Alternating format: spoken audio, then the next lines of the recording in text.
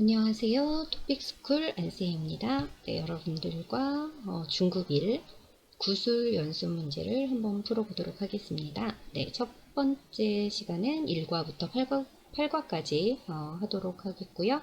1, 2번 문항은 내용을 묻는 질문이고 3번은 여러분의 생각이나 고향과 비교하는 질문입니다. 3번의 답은 예시니까 자신의 상황에 맞게 바꾸어 말하시기 바랍니다. 한국인의 친목 활동. 한국인은 사회생활에서 친목을 도모하기 위하여 참석하는 대표적인 모임으로 동창회와 동호회가 있다. 동창회는 같은 학교를 졸업한 사람들이 모여 서로 친목을 도모하고 모교와 연락을 하기 위하여 만들어진 모임이다. 송년회, 체육대회와 같은 모임을 정기적으로 열기도 하고 단체 여행을 다니기도 한다. 그리고 등산, 악기 연주, 스포츠 등 같은 취미를 가지고 함께 즐기는 사람들의 모임을 동호회라고 한다. 이러한 동호회는 보통 학교, 지역, 직장, 인터넷 커뮤니티를 중심으로 만들어진다. 요즘은 온라인에서 정보를 공유하는 모임이 먼저 만들어지고 이를 실제 모임으로 연결해 직접 만나기도 한다. 사람들은 동호회에 가입해서 취미 활동을 하는 것은 물론이고 다양한 정보를 수집하기도 하며 새로운 사람들을 사귀기도 한다. 동창회는 어떤 모임입니까? 같은 학교를 졸업한 사람들이 모여 서로 친목을 도모하고 모교와 연락하기 위하여 만들어진 모임입니다. 동호회에 가입하면 어떤 점이 좋습니까? 취미 활동을 하는 것은 물론이고 다양한 정보를 수집하기도 하며 새로운 사람들을 사귈 수도 있습니다. 여러분 고향에는 어떤 모임이 있습니까? 제 고향에도 동창회가 있습니다.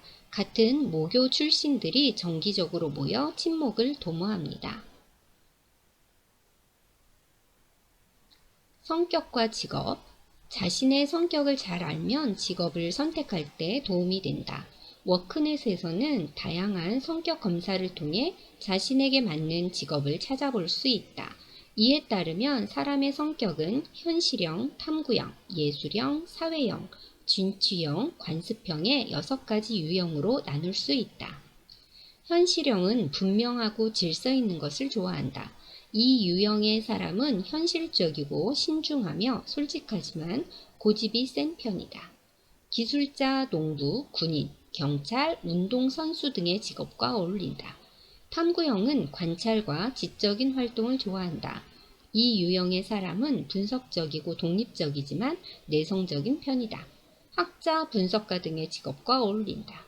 이런 방식으로 하여 예술형, 사회형, 진취형, 관습형도 각각의 성격 특징에 그에 맞는 직업군이 워크넷에 나와 있다.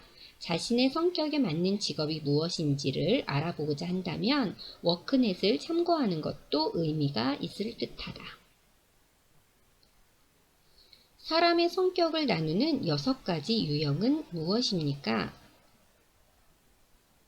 현실형, 탐구형, 예술형, 사회형, 진취형, 관습형입니다. 현실형, 탐구형의 성격적 특징은 무엇입니까? 현실형은 현실적이고 신중하며 솔직하지만 고집이 센 편입니다. 탐구형은 분석적이고 독립적이지만 내성적인 편입니다. 여러분 주변 사람들 중 누구에게 어떤 직업을 추천해주고 싶습니까? 제 친구는 관찰과 지적인 활동을 좋아합니다. 이 친구에게 분석가를 추천해주고 싶습니다. 다문화 이주민 플러스 센터. 한국에 거주하는 외국인이나 다문화 가족을 대상으로 한 다양한 서비스가 다문화 이주민 플러스 센터로 통합된다. 다문화 이주민 플러스 센터는 각 지자체와 법무부, 행정안전부, 고용노동부 등 각 부처에서 따로 제공하던 서비스를 통합하여 제공하는 복합 서비스 기관이다. 다문화 이주민 플러스 센터에서는 법무부의 외국인 등록과 체류기간 연장, 고용노동부의 고용허가는 물론이고 결혼 이민자를 대상으로 하는 여성가족부의 가족상담, 방문교육, 통역 서비스 등 국내 체류 외국인에게 필요한 행정 서비스를 모두 제공받을 수 있다. 처음 설립 당시에는 경기 양주, 이천, 파주, 안산, 수원, 남양주, 시흥, 인천, 중구, 충남 아산, 경남 양산 등 10개 지역에서 시범적으로 운영되었으나 현재는 충남 천안, 전북, 익산 등 더 많은 지역으로 점차 확대되고 있다. 다문화 이주민 플러스 센터는 어떤 기관입니까? 한국에 거주하는 외국인이나 다문화 가족을 대상으로 다양한 서비스를 제공하는 기관입니다. 이곳에서는 어떤 서비스를 받을 수 있습니까? 국내 체류 외국인에게 필요한 행정 서비스를 모두 제공받을 수 있습니다. 여러분이 필요로 하는 서비스는 무엇입니까? 저는 체류기간 연장에 대해 문의하고 싶습니다. 저는 병원에 갈 때 통역 서비스를 받고 싶습니다. 소비자 상담센터. 우리 사회에는 피해를 입는 소비자가 많이 생겨나고 소비자와 사업자 사이의 분쟁도 많이 발생한다.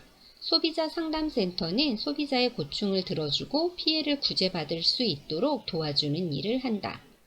소비자가 피해를 구제받기 위해서는 정부 산하기관인 한국소비자원에 피해 구제 신청을 해야 하는데 소비자 상담센터가 바로 그러한 신청을 대신해 준다. 소비자 상담센터는 소비자의 편에서 일을 하는 여러 단체와 한국소비자원, 지방자치단체가 협력하여 운영하는 기관으로서 소비자의 여러 문제에 대하여 빠르고 편리하게 상담해주고 해결 방법을 제시해준다. 소비자가 상담을 받고 싶으면 국번 없이 1372번으로 전화를 하거나 인터넷 홈페이지를 이용하면 된다. 소비자 상담센터는 무슨 일을 하는 곳입니까? 소비자의 고충을 들어주고 피해를 구제받을 수 있도록 도와주는 일을 합니다. 소비자 상담센터를 이용하려면 어떻게 해야 합니까? 1372번으로 전화를 하거나 인터넷 홈페이지를 이용합니다. 여러분 고향에서는 소비자 피해가 발생하면 어떻게 해결합니까? 네, 이걸 못 썼군요. 네, 어떻게 하시나요? 우리 고향에서도 한국처럼 직접 피해를 호소하기도 하고 네, 어떤 이런 구제기관이 있습니다. 이렇게 하면 되겠네요. 이건 못 찾았어요. 네, 5번 적금 가입하기. 일정 기간 동안 정해진 금액을 은행에 맡기는 것을 적금이라고 한다. 이때 은행에 맡긴 돈은 이자가 불어서 더 큰 돈이 된다. 최근 한국 내 은행의 적금 이율은 2% 정도이다. 적금 이율은 은행마다 다른데 가입기간이나 금액에 따라 이자가 달라진다. 보통 가입기간이 길면 이자가 더 많아진다. 적금은 고객의 선택에 따라 정기적금과 자유적금으로 나눌 수 있다. 정기적금은 정해진 날짜에 정해진 금액을 넣는 것이고 자유적금은 넣고 싶을 때 넣고 싶은 금액을 넣는 것이다. 월급을 모아 큰 돈을 모으고 싶다면 정기적금에, 직장에서 받는 돈이 매달 다르고 생활비로 얼마를 쓸지 예상하기가 어려운 사람은 자유적금에 가입하는 것이 좋다. 적금에 가입하기 위해서는 우선 여러 은행의 이율을 비교해 보는 것이 필요하다. 은행을 결정한 후에는 여권이나 외국인 등록증을 가지고 은행을 방문하여 자세한 상담을 받는 것이 좋다. 적금은 무엇입니까? 일정 기간 동안 정해진 금액을 은행에 맡기는 것입니다. 정기적금과 자유적금의 차이는 무엇입니까? 정기적금은 정해진 날짜에 정해진 금액을 넣는 것이고, 자유적금은 넣고 싶을 때에 넣고 싶은 금액을 넣는 것입니다.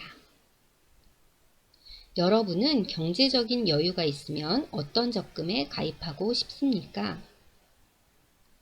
저는 정기적금에 가입하고 싶습니다. 월급을 받은 후에 미리 적금을 넣어놓고 남은 금액으로 생활하면 더 절약할 수 있을 것 같습니다. 과거와 현대의 명당. 한국 사람들은 옛날부터 집 주변의 환경을 중요하게 생각했다. 집의 위치와 방향 등이 그 집에 사는 사람의 행복을 결정한다고 믿었기 때문이다. 집 뒤에 산이 있고 집 앞에 물이 흐르면 좋은 위치, 명당이라고 했다. 그리고 남향집이라고 하여 집의 방향과 대문은 남쪽을 향하도록 하였다. 한국의 겨울은 길고 추운데 집의 활동 공간이 남쪽을 향해 있으면 생활이 편리하기 때문이다. 이러한 전통은 현대까지도 그대로 내려와 남향집이 인기가 있다. 그러나 최근에는 좋은 집, 명당의 조건에 새로운 것들이 추가되었다. 학군과 교통이다. 집 주변에 좋은 학교가 있으면 그 집은 인기가 높다. 그리고 근처에 지하철역이 있거나 간선도로가 통과하면 인기가 높다. 과거의 한국에서는 집을 짓기 좋은 위치를 어디라고 했습니까? 집 뒤에 산이 있고 집 앞에 물이 흐르면 좋은 위치라고 했습니다. 현대의 한국 사람들은 어떤 곳에 집이 있으면 좋다고 합니까? 집 주변에 좋은 학교가 있거나 근처에 지하철역이 있거나 간선도로가 통과하면 좋다고 합니다. 여러분 고향에서 집을 지을 때 중요하게 생각하는 것이 있습니까? 제 고향에서도 한국처럼 남향집을 선호합니다. 또 근처에 시장이 가까이 있는 것을 중요하게 생각합니다. 공연 정보를 찾는 방법. 문화생활을 즐기기 위해 공연 정보를 찾는 방법에는 여러 가지가 있다. 가장 일반적인 방법은 관련 기관에 직접 문의를 하거나 홈페이지를 통해 공연 정보를 알아보는 것이다. 그런데 최근에 공연 정보를 한데 모아놓은 포털 사이트가 있어서 공연 정보를 얻기 쉬워졌다. 문화 포털이 바로 그것이다. 문화 포털에서는 언제 어디서 어떤 공연이나 전시, 콘서트가 있는지를 쉽게 검색할 수 있다. 또 이용자들이 남긴 공연 후기가 있어서 어떤 공연을 볼지 선택할 때 참고가 된다. 이 포털에서는 문화 정보뿐만 아니라 국내외 문화 관련 영상, 도서 정보도 제공한다. 포털에 회원 가입을 하면 새로운 문화 정보를 더 편리하게 이용할 수 있다. 문화 포털에서는 어떤 정보를 제공합니까? 공연 정보를 제공합니다. 언제 어디서 어떤 공연이나 전시, 콘서트가 있는지를 쉽게 검색할 수 있습니다. 문화 포털에서 공연 후기를 보면 어떤 점에서 도움이 됩니까? 어떤 공연을 볼지 선택할 때 참고가 됩니다. 여러분은 어떤 방법으로 문화 정보를 찾습니까? 저는 아직은 직접 찾지는 못하고 가족이나 친구가 추천해주면 함께 가보곤 합니다. SNS를 통해 친구들의 소식을 들으면서 정보를 얻곤 합니다. 네, 마지막 8번째입니다. 식품의 유통기간. 유통기한은 판매자가 식품 등의 제품을 소비자에게 팔 수 있는 날짜를 말한다. 이 날짜가 지나면 상하지 않은 제품도 더 이상 판매할 수 없다. 이러한 유통기한은 연, 월, 일로 표시하는데 식품에 따라서는 시간까지 표시를 하기도 한다. 그런데 최근에는 제품의 유통기한과 함께 소비기한도 표시하기도 한다. 소비기한은 유통기간이 지나도 일정 기간 이후까지 우리가 음식을 먹을 수 있는 날짜를 말한다. 소비기한은 제품에 따라서 18개월 이상도 가능하기 때문에 보관 방법을 잘 지킨다면 유통기한이 지난 음식을 아깝게 버리는 일을 줄일 수 있다. 다만 올바른 방법으로 보관하지 않으면 유통기한 이내에도 식품은 변할 수 있다는 사실을 꼭 기억해야 한다. 유통기한은 무엇을 말합니까? 판매자가 식품 등의 제품을 소비자에게 팔 수 있는 날짜를 말합니다. 식품 보관 방법을 잘 지켜야 하는 이유는 무엇입니까? 올바른 방법으로 보관하지 않으면 유통기한 이내에도 식품이 변할 수 있기 때문입니다. 여러분 고향에서는 식품의 유통기한을 어떻게 표시합니까? 제 고향에도 식품의 유통기한을 표시합니다. 일, 월, 연 순으로 표시되는 게 한국과 다릅니다. 네, 이렇게. 도움이 되셨나요? 네, 여러분 구슬 연습 열심히 하시고 저는 두 번째 구슬 연습으로 돌아오겠습니다. 여러분 수고하셨습니다.